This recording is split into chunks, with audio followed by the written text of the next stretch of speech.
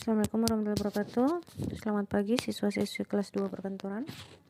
Pada video kali ini saya akan menjelaskan tentang bab 9 atau KD 3.9, yaitu tentang menganalisis pemasaran produk ya. Atau pada buku paket halaman 189 itu bab 9 juga ya, melakukan pemasaran produk. Oke. Jadi siswa-siswi setelah pada bab yang lalu itu kan kita sudah mempelajari tentang pelayanan usaha dan juga media promosi ya. Jadi pelayanan usaha dan juga media promosi itu merupakan salah satu aspek dari pemasaran ya. Ya, jadi pemasaran itu merupakan proses di mana perusahaan menciptakan nilai bagi pelanggan dan membangun hubungan yang kuat dengan pelanggan dengan tujuan menangkap nilai dari pelanggan sebagai imbalannya ya. Dalam melakukan pemasaran, wirausaha atau penjual harus mengetahui cara melakukan pemasaran produk dengan benar. Tentunya sebagai wirausaha yang memproduksi sebuah produk menginginkan agar produknya laku di pasaran dan disenangi oleh konsumen ya. Oleh karena itu sangat penting kita sebagai wirausaha itu harus memperhatikan aspek pemasaran produk ya. Ya, untuk melakukan pemasaran produk yang baik, wirausaha atau penjual harus menguasai beberapa aspek pemasaran ya. Seperti yang telah dijelaskan pada bab sebelumnya itu melakukan pelayanan dan promosi produk ya. Selain itu penjual juga harus memahami teknik-teknik menjual ya, menetapkan harga jual ya, melakukan distribusi produk, melakukan negosiasi serta mengutamakan kepuasan pelanggan merupakan aspek penting yang harus dikuasai wirausaha untuk memasarkan produk ya, agar perusahaannya berhasil dan maju begitu ya. Yang harus dipelajari dalam pemasaran produk ya ada 5 ya. Yang pertama, bagian A, memahami ilmu dan teknik menjual ya. Jadi kamu sebagai wirausaha harus tahu tentang ilmu dan teknik-teknik atau trik-trik dalam menjual ya. Itu juga penting, sangat-sangat penting bagi perusahaan kamu.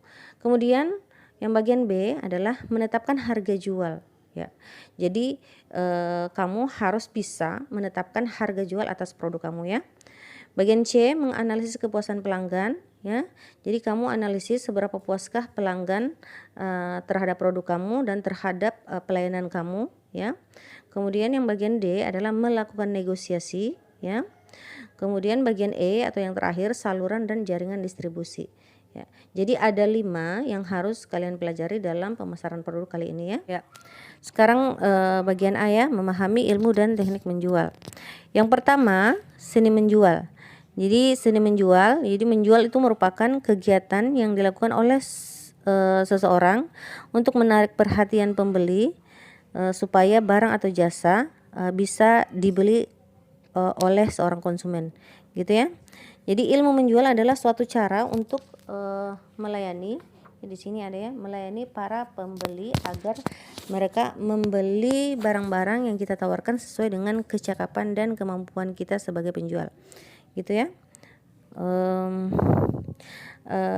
Di sini kalian juga bisa baca ya. Jadi seni menjual itu terbagi menjadi 2, yaitu manfaat ilmu menjual, kemudian objek ilmu menjual. Jadi manfaat ilmu menjual salah satunya adalah memperlancar tugas penjual dalam melakukan kegiatan dagang ya. Kemudian objek ilmu menjual ya. Terdapat 3 objek ilmu menjual.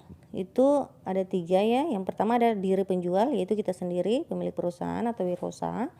Kemudian barang yang akan dijual dan keadaan pembeli atau pelanggan ya. Kemudian bagian kedua adalah teknik menjual. Jadi teknik menjual ini terbagi menjadi 5 ya. Jadi kalau tadi itu seninya, sekarang adalah tekniknya. Jadi teknik itu berbicara tentang cara-cara atau kiat-kiat yang harus dilakukan penjual dalam rangka meraih konsumen gitu ya. Jadi teknik menjual ini terbagi menjadi 5. Yang pertama adalah perhatian atau attention kita terhadap pelanggan ya. Kemudian adalah minat ya. Yang berikutnya adalah keinginan. keinginan, lalu tindakan, ya. Tindakan artinya tindakan di sini yaitu jika tadi kita sudah lakukan perhatian, minat, kemudian keinginan, ya kemudian kita sebagai wirausaha kita harus bisa mewujudkan kebutuhan atau kita mengambil tindakan atau kita wujudkan kebutuhan si pelanggan tadi. Ya. Kemudian yang kelima adalah kepuasan.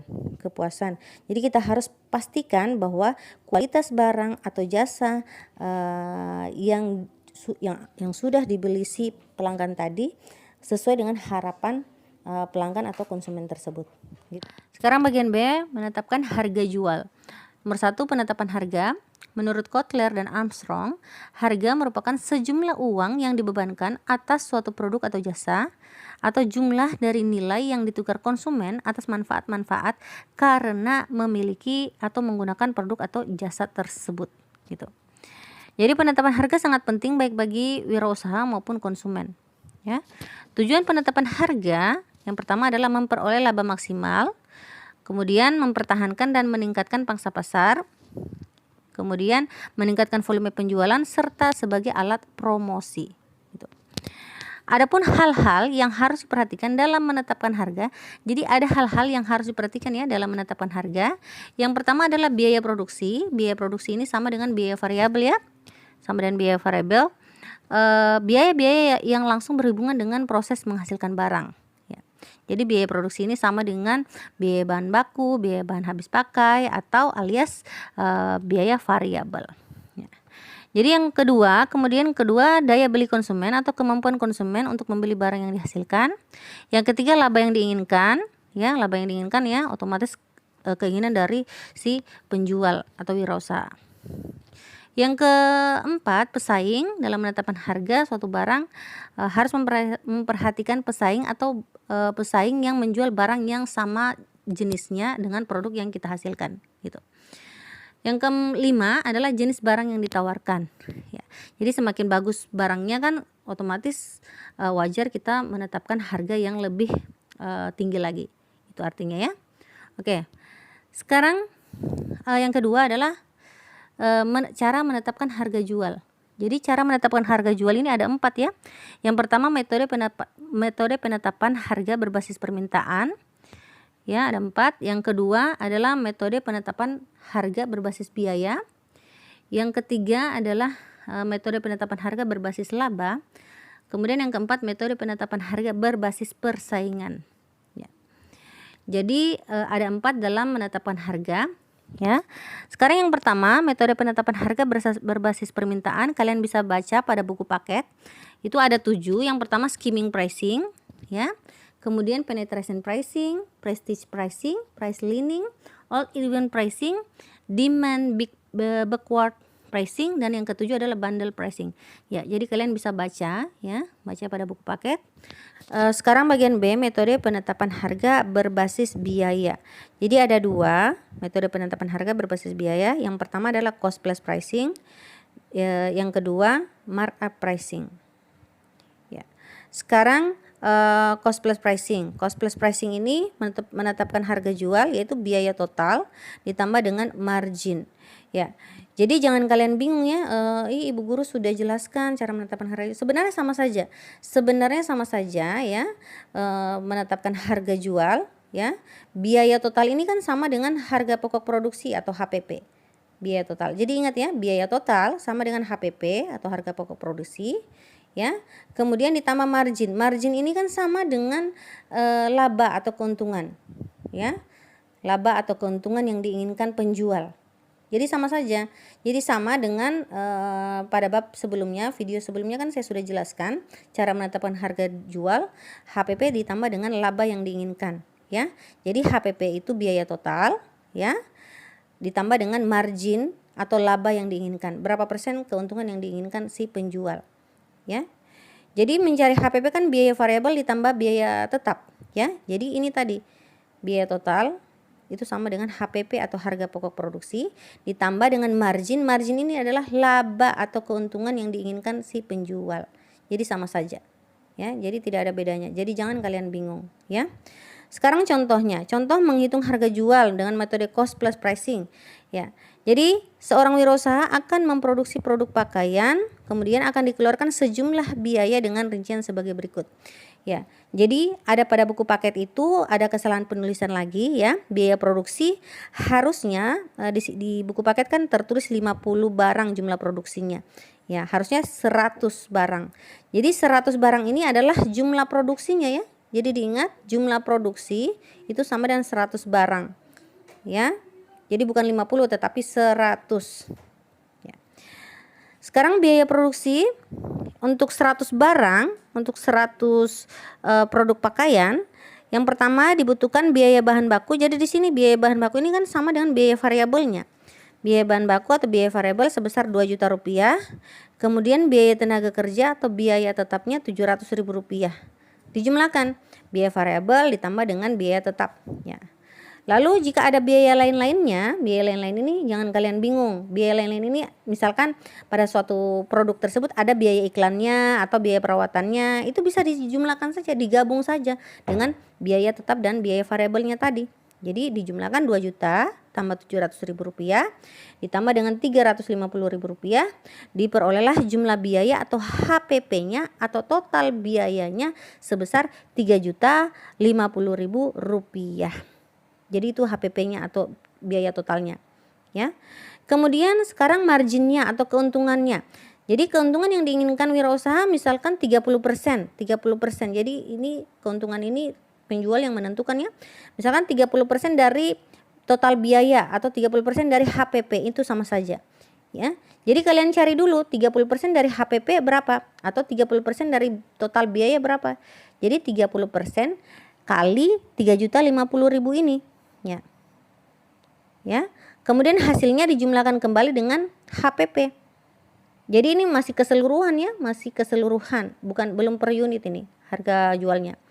Jadi saya ulangi lagi ya, untuk menentukan harga jual dan menggunakan cost plus pricing yaitu biaya total atau HPP ditambah dengan margin. Margin, cara mencari margin atau laba bagaimana ya?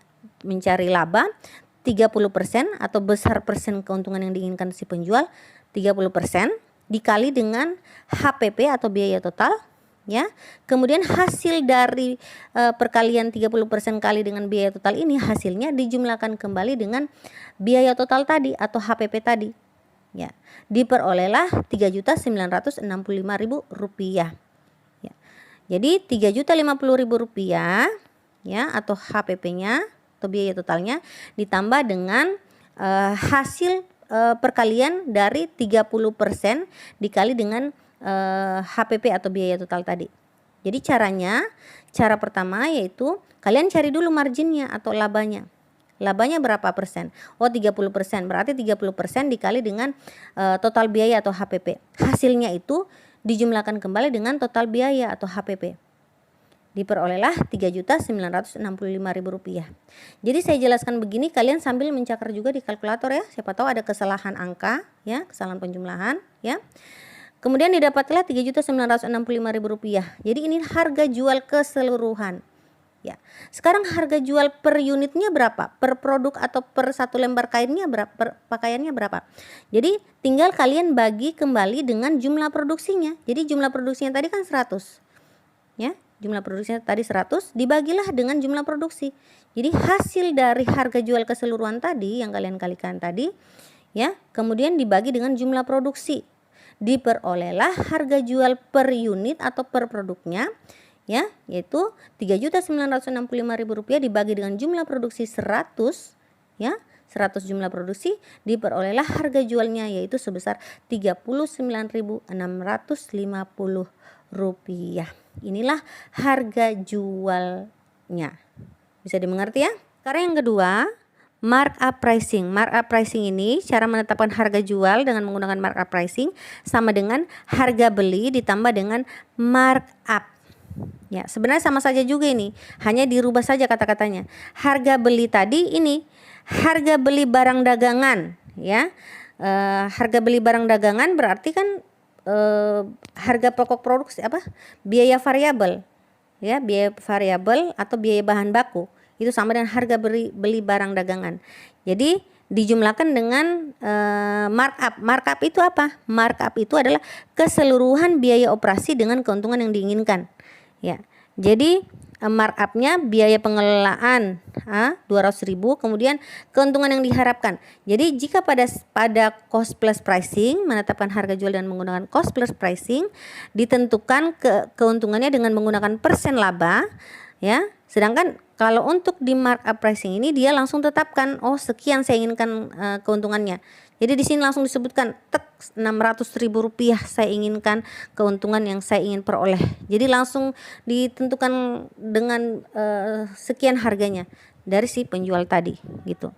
Ya, jadi keseluruhannya ini dijumlahkan harga beli barang dagangan, dijumlahkan dengan biaya pengelolaan atau dalam penjualan, kemudian keuntungan yang diharapkan, ya. Ya, kemudian dijumlahkan hasilnya itu Rp4.800.000, ya. Ini harga jual keseluruhan. Kalau mau dicari lagi harga jual per unitnya, tinggal kalian cari tahu, oh jumlah produksi yang dihasilkan berapa, tinggal dibagi lagi, misalkan 100 ya dibagi dengan 100, gitu, ya. Jadi saya pikir sama saja, tetapi yang paling gampang ini cost plus pricing, sama dengan yang saya sudah jelaskan pada bab lalu, ya, harga jual, yaitu biaya total atau HPP ditambah dengan margin atau laba yang diinginkan, gitu. Ya, semoga dengan penjelasan ini kalian bisa paham, ya. Oke, sekarang kita lanjut lagi metode penetapan harga berikutnya, yaitu metode penetapan harga berbasis laba, ya. Kemudian metode penetapan harga berbasis persaingan, ya. Kalian bisa baca di situ. Bagian C, menganalisis kepuasan pelanggan. Ya, jadi ada faktor-faktor yang mempengaruhi kepuasan pelanggan. Yang pertama adalah kualitas produk. Ini jelas, ya. Semakin bagus kualitas produknya, semakin puaslah si pelanggan tersebut akan produk kita. Kemudian yang kedua adalah kualitas pelayanan atau jasa. Bagaimana cara kita melayani pelanggan ketika mereka datang ke perusahaan atau ke toko kita, gitu, ya. Semakin bagus, ya, semakin puas juga si pelanggan tadi. Berikutnya yang ketiga adalah harganya, bagaimana harganya, apakah cocok dengan keinginan pelanggan, ya.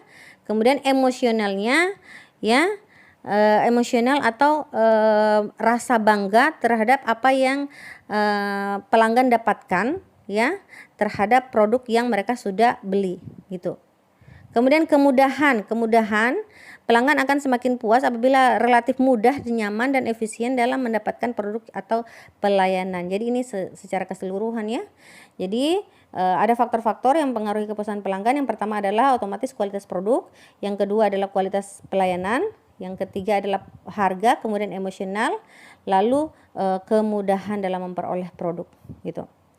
Sekarang yang kedua adalah metode pengukuran kepuasan konsumen. Metode pengukuran kepuasan konsumen itu terbagi menjadi 4. Yang pertama adalah sistem keluhan dan saran. Kalian bisa baca pada buku paket. Bagian B, survei kepuasan pelanggan, ghost shopping, lost customer analysis. Jadi arti dari metode pengukuran kepuasan konsumen ini cara-cara kita mengukur kepuasan pelanggan, ya. Salah satunya sistem keluhan dan saran. Misalkan kita menerima kritik dan saran dalam perusahaan kita, ya. Jadi untuk perbaikan perusahaan kita di masa yang akan datang, ya. Jadi kita minta saran dari si pelanggan, bagaimana saran atau kritiknya, mungkin ada yang masih kurang, seperti itu. Jadi kemudian ada yang kedua juga survei kepuasan pelanggan, survei langsung, apakah langsung diwawancarai, ya, puaskah kamu dengan pelayanan kami, begitu, ya. Kemudian ghost shopping, lost customer analysis. Jadi kalian bisa baca pada buku paket, ya. Yang berikutnya bagian D, melakukan negosiasi. Yang pertama itu ada strategi negosiasi, ya. Ini strategi negosiasi ini antara penjual dengan pembeli, ya, antara kita sebagai wirausaha dengan pelanggan atau konsumen. Jadi yang pertama strategi menang-menang, win-win strategi, kalian bisa baca. Kemudian win-win strategi ini jadi sama-sama menguntungkan baik penjual maupun pelanggan atau konsumen. Berikutnya bagian B, strategi menang kalah. Jadi ada yang menang, ada yang kalah. Misalkan dalam suatu negosiasi itu kan biasanya ada pelanggan yang mengalah, oke lah saya terima, saya mau dengan harga sekian, atau mungkin pada saat negosiasi mungkin konsumennya atau penjualnya yang mengalah, oke lah saya terima dengan harga seperti itu gitu ya. Jadi kemudian strategi kalah-kalah ya. Jadi strategi ini atau loss strategy ya, perasaan atau melampiaskan kemarahan dan cenderung tidak rasional ya. Kedua belah pihak memutuskan untuk kalah sama-sama mengakhiri. Artinya strategi kalah-kalah ini tidak ada transaksi, tidak terjadi transaksi karena tidak ada kesepakatan dari negosiasi tersebut gitu ya. Oke, sekarang yang kedua, taktik negosiasi ya. Jadi taktik negosiasi kalian bisa baca juga. Yang pertama, meminta lebih daripada yang diharapkan. Di awal negosiasi jangan dulu berkata ya apabila di awal negosiasi. Ini taktik-taktiknya ya, kita sebagai penjual atau sebagai wirausaha. Baca-baca di sini ya. Kemudian saluran dan jaringan distribusi.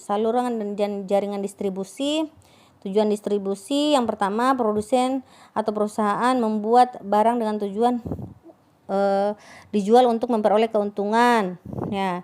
Kemudian tujuan distribusi ada lagi barang atau jasa yang diproduksi tidak akan ada artinya bila tetap berada di tempat produsen ya. Otomatis kalau cuman di situ saja, di gudang saja, otomatis kan tidak akan laku, tidak akan bergerak ya. Kemudian sistem distribusi itu sistem distribusi itu terbagi menjadi tiga ya, yaitu sistem distribusi langsung ya, dari produsen langsung ke konsumen. Jadi produsen ini langsung menjualnya kepada konsumen. Sistem distribusi semi langsung ya. Sistem distribusi semi langsung merupakan sistem distribusi di mana penyaluran barang hasil produksi dari produsen ke konsumen melalui badan perantara atau toko. Tapi tokonya itu milik perusahaan itu sendiri. Jadi itu semi langsung. Jadi tokonya punya milik dari si pemilik perusahaan tersebut gitu.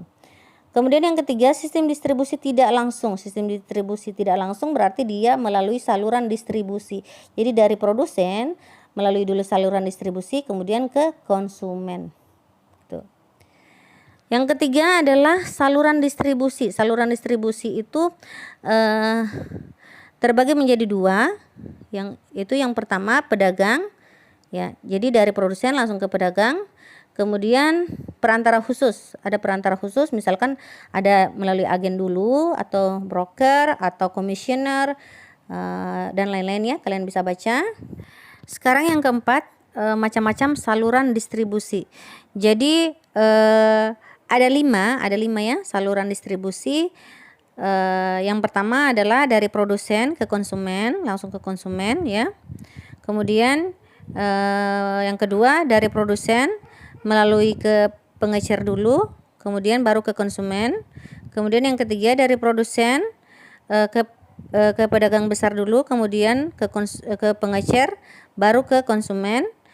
Yang keempat adalah dari produsen ke agen dulu, melalui agen dulu, kemudian melalui pengecer, kemudian baru ke konsumen.